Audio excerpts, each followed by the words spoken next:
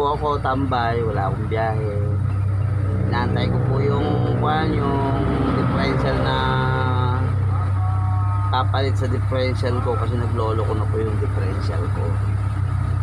Eh, sabi ng boss ko, humanap ako ng garahe na hindi baka raw ma-reker. Kaya hindi ko iniiwan tong aking sasakyan. Tama, kung may ulihan, di alis ako. Tumatakbo pa naman po, kaya lang naninikip. Naninikip yung ko, hindi nila maayos. Parang hirap, hirap gawin kasi pag hindi ka sanay kakaligo. Hindi naman mekaniko kasi yung boss ko din. Yung nagpa-practice lang din siya. Kaya sabi niya, yung mas madali, palitan na natin, mas madali, sabi niya. Eh, may pera naman, sige boss, para man. Ako naman. Pero naman di ako makabiyahe ng ilang araw, mayroon namang naitabi na kahit pangkain lang. Kaya salamat sa Diyos at mapalitan na para isa na lang yung reserva ko. Dalawa ko kasi yung reserva ko, mga tropa. Hirap. Tapos nakalagay sa taas, sige siya nakakasikip sa pasahero. Ayun pakikita ko sa inyo. Ayun mga tropa, kita Ayun Ayun diba? Hindi naman siya nakakaharanggan. Okay lang naman, nakakadaan naman. Kaya lang medyo mas maluwag kung malayo. Mas komportable. Ito po ako, nakatambay lang ako dito sa sa bang lugar to? Oroqueta, Calle Oroqueta, corner Pampanga and Aurora Boulevard. Mga tropa,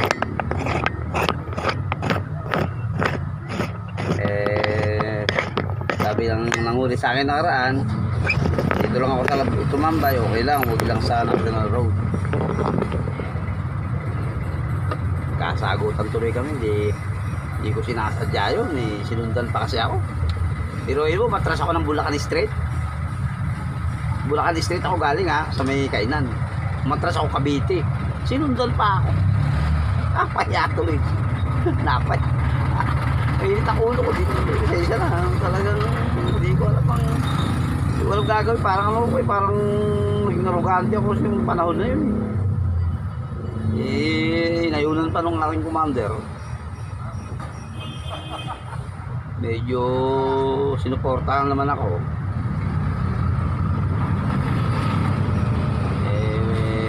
Dumating yung mga mas yata sa kanya, mas mataas yata sa kanya. Yun, napakalma ako. Inabot ko yung lisensya ko sa medyo mas matino kausap. Kasi sabi niya sa asawa ko, tutuluyan ako. Magkano rin yun? 1,000 tapos arugante. Ilalagay doon kung ano-ano.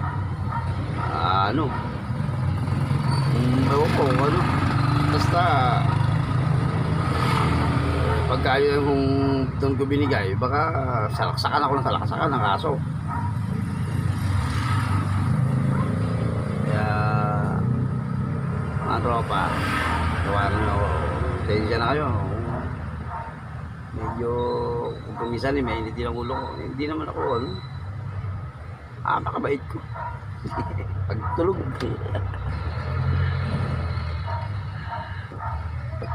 Sana po mapapasensya nyo. Gusto ko lang naman po yung parehas tayo na ulil nyo ako sa maling-mali. Talagang mali talaga. Hindi naman ako dati naman ako inuuli. Kaya lang siyempre gano'n naman may konsiderasyon na lang naman konti.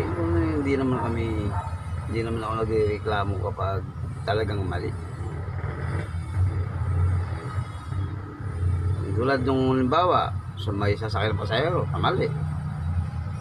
Dapat pagsabihin nyo rin yung pasahero mali yan ang sakayan, hindi yung driver ang paano kung ay lalagpasan namin yung pasahero? Ano mangyayari sa amin? Ay di kakain kami ng alikabok. Alikabok ang kakainin namin.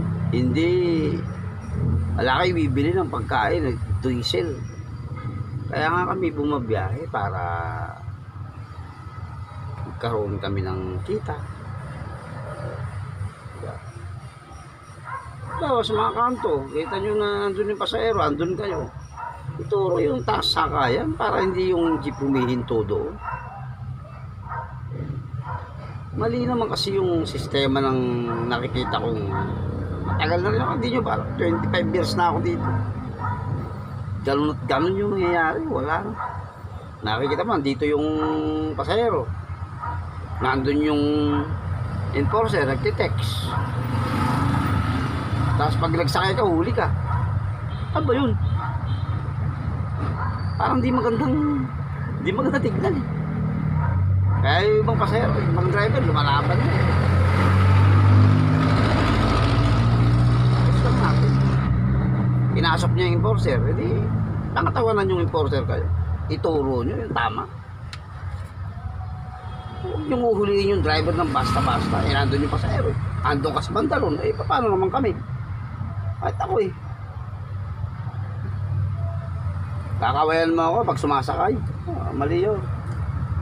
Pumunta ka sa unahan ng tao. Turo mo paano sakay. Sana sakayan. Taboy mo sila. Trabaho mo yun eh. Trabaho naman namin mag-make up ng pasahero. Maghatid, sundo. Di nyo ba alam? Minsan walang bayad, sinasakay ko. Nakikiusap, walang pamasahe. Sinasakay ko, libre. Ipalo lang niya ako. Oh, isa nga kulang pa sa pera. Pero may cellphone siya. Boss, palo mo ko ah. Oh, di ang saya. Ganun lang naman biga, give and take. Baga, maraming salamat po. Sana maunawaan nyo po yung mga rinse ko, mga ibig ko sabihin, mga bagay na dapat itama. Hindi na lang yung habang buhay na lang tayo puro mali. Hirap mabuhay ng mali. Mali na eh, mamaliin mo pa eh. Mamamatay kang mali. Mali ang pupuntahan mo tuloy. Mali ang pupuntahan mo. Hindi ka pupunta doon. Pabulusok ka. Babagsakan mo mga tol, mga brad. Tama ba ako mga bro? Diba? Puro mali ang lakad mo eh. Wow, mali ka nga. Mamamali ka rin na landas mo. Ang espiritu mo, ang kaluluwa mo pag tumakas sa buhay mo, tumakas na sa katawan laman mo, eh bubulusok ka. Hindi ka pa angat. Pabulusok. Kasama mo yung may buntot. Yung may sanga-sanga yung sungay. Yung matandang dragon. Yung tawagin ni Chaplot Satanas. Yun ang kasama mo. Kaya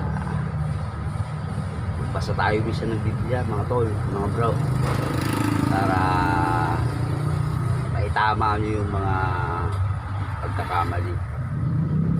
Ako dati, mali. Mali ako dati. Hanap ako ng hanap. Eh, nung mabasa ko yung Jeremiah 33:3. Hanapin mo. At ako'y masusuntungan. At pag nakita mo, ipahayag ko sa iyo mga bagay na hindi mo pa nalalaman. Sasabihin niya sa akin, bubulong niya sa akin yung mga dapat kong gawin. Dapat kong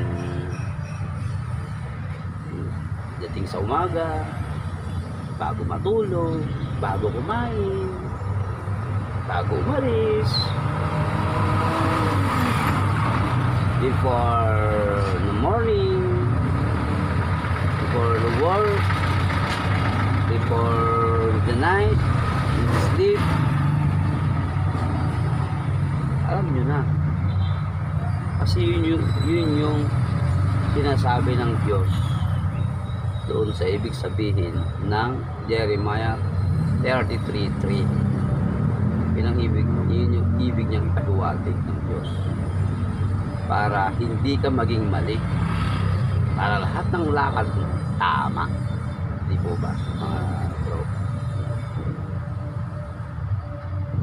Kasi once pagising mo pagkagising mo halimbawa hindi ka nanalangin, mali na yun. Mali na yun, napakalaking mali ka na. Nako, may kasalanan ka na. 1 point, sabi ng Diyos, 1 point ekes. Samantalang pagkagising mo nanalangin ka, 1 point check, sabi naka-record yun sa aklat ng buhay. Check. Pagtulog mo, check. Pagkain mo, check.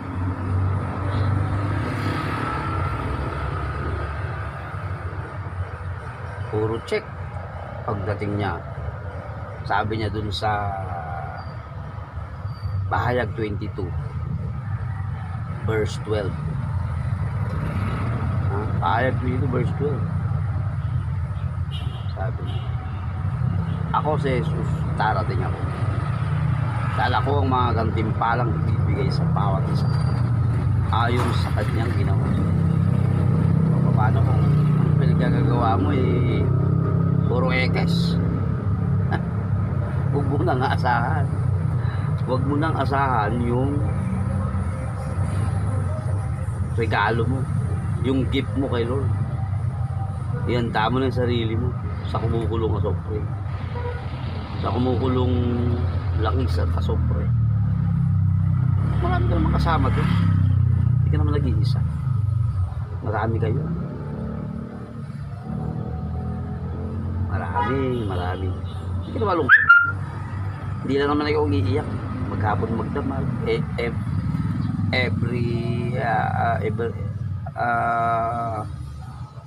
forever. Hindi lang ikaw ang iiyak, marami kayo.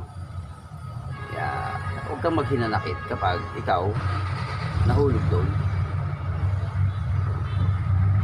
Kaya mas pinakamainam yan habang malakas ka pa, habang nakakapagsalita ka pa, malinaw pang mata mo, makakita ng tama at mali, mabuti at masama, nakakaisip ka ng mabuti at masama, nakakakita ka pa ng tama, malinaw mo bang nababasa yung salita ng Diyos, magbalot-balot ka na. Hanapin mo na yung mensahe ng Diyos na sinasabi ni Kristo sa Ebanghelyo. Hanapin mo yung mga lumang daan, mga dating daan na dinaanan ni Kristo. Siya na po akong MCGI ngayon, kaya nagpapasalamat ako sa Diyos. At sa kabila ng 54 na ako, yan parang nakilala ang tunay na daan, ang mga dating daan na dinaanan ni Kristo. Salamat po. I love you all po. Sana po marinig nyo at malaman po ang mga bagay na yon sa ibang mga hindi pa nakakaunawa, hindi pa nakakaintindi ng salita ng Diyos. Laban lang po. Huwag niyo sundin yung yung ikot ng mundo. Kung kinakailangan kontrahin mo yung ikot ng mundo, kontrahin mo para makapasok tayo dun sa tinatawag na kaharian. Sama-sama tayo dun wala nang lungkot. Aalisin na ng Diyos yung kalungkutan, aalisin na ng Diyos yung lahat ng bigatin, yung iyak. Hindi nyo alam mga bro, malungkot ako kasi wala yung mga anak ko sa akin. Yung kani-kanino na mga kapatid ko, yung isa nga sinuswapang na ayaw na nilang ibigay. Gusto nila kanila na lang. Paano naman ako? Linggo-linggo pinapadalhan ko.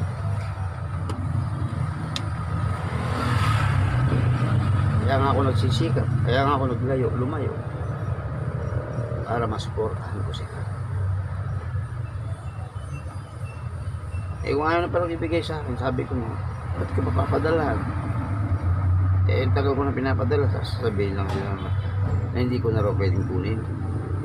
Parang di tama yun. Dapat noon pala, nung talagang ano pa, sinabi na nila agad na unang kunin ng para sa amin. Sa bagay, ang bata naman alam naman ng bata kung sino talaga yung salamat po. I love you all. Sana po huwag tayong hinanakit sa bawat isa. Ako din, hindi naman po ako naging hinanakit. Papasalamat po ako at may nag-aalaga sa mga anak ko. Huwag lang nilang kwentahin yung binibigay ko. At hindi rin ako na marunong mangwenta. May mga tao kasi nangungwenta.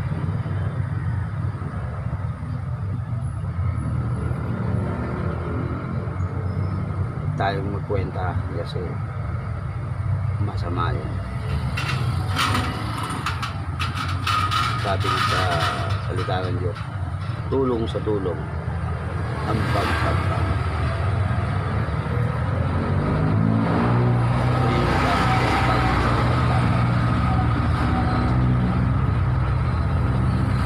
Salamat sa Diyos. Sana po maipalo ng kaperasong mga dreams ko. Alam niyo po ang aking FB, It's Sniper William Vlog, at sa TikTok, sa YouTube channel ko yung William Vlog. Ang TikTok ko A. William Reyes 0180 ang dulo. Salamat sa Diyos. I love you all. Bye bye.